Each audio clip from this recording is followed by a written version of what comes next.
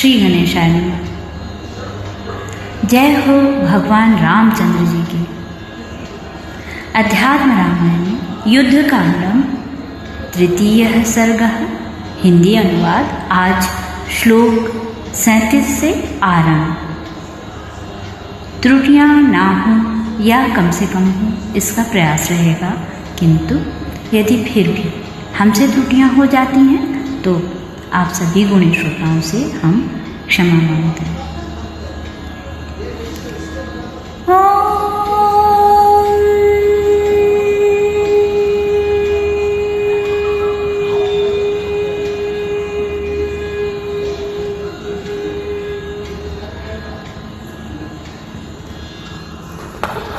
हे राज राजेश्वर राम, मुझे विषय जन्य सुख की इच्छा नहीं है।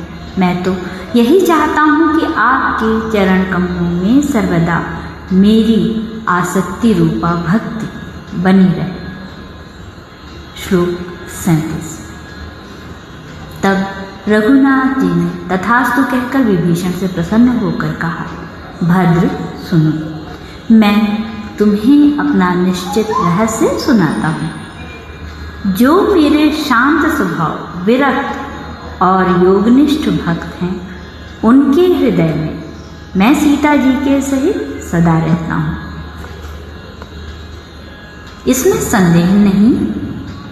अतः तुम सर्वदा शांत और पाप रहित रहकर मेरा ध्यान करने से घोर संसार सागर से पार हो जाओ। जो पुरुष मुझे प्रसन्न करने के लिए इस स्तोत्र को पढ़ता, लिखता अथवा सुनता है, वह मेरा प्रिय सारूप्य पद प्राप्त करता है।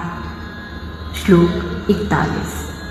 विभीषण से ऐसा कह भक्तवत्सल श्री राम ने लक्ष्मण जी से कहा, लक्ष्मण, यह अभी मेरे दर्शन का फल देखें।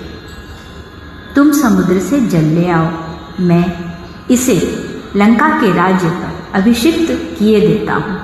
जब तक चंद्र, सूर्य और पृथ्वी की स्थिति है तथा जब तक लोक में मेरी कथा रहेगी, तब तक यह लंका का राज्य करेगा।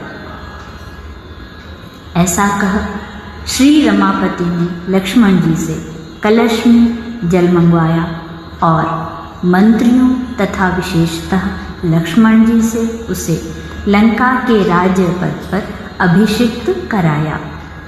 उस समय समस्त वानर प्रसन्न होकर धन्य है, धन्य है ऐसा कहने लगे और सुग्रीव ने विभीषण को गले लगाकर कहा, विभीषण, हम सब परमात्मा राम के दास हैं, तथापि तुम हम सब में प्रधान हो, क्योंकि तुमने केवल भक्ति से ही उनकी शरण ली है।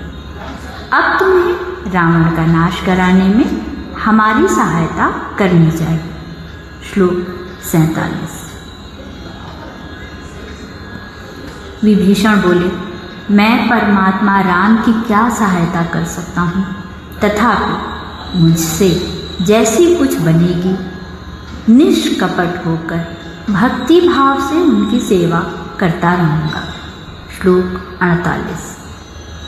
इसी समय रावण का भेजा हुआ शुक नाम का महादैत्य आकाश में स्थित होकर सुग्रीव से इस प्रकार बोला, राक्षस राज रावण तुम्हें अपने भाई के समान मानते हैं। उन्होंने तुम्हारे लिए कहा है कि तुम बड़े कुल में उत्पन्न हुए हो और वानरों के राजा हो। तुम मेरे भाई के समान हो और तुम्हारा कोई स्वार्थघात भी नहीं हुआ है।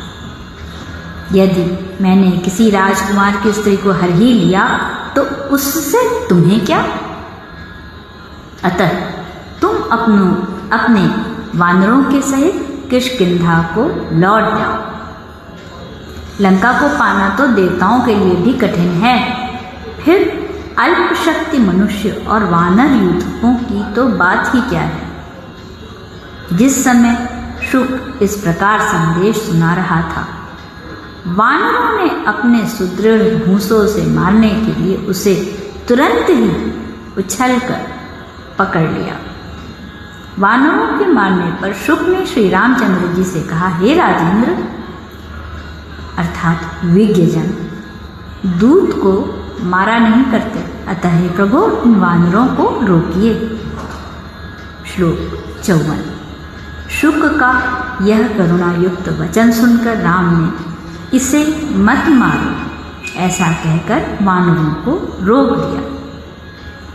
तब शुक ने फिर आकाश में चढ़कर सुग्रीव से कहा, हे राजन मैं जाता हूँ, कहिए रावण को आपकी ओर से क्या उत्तर दूं।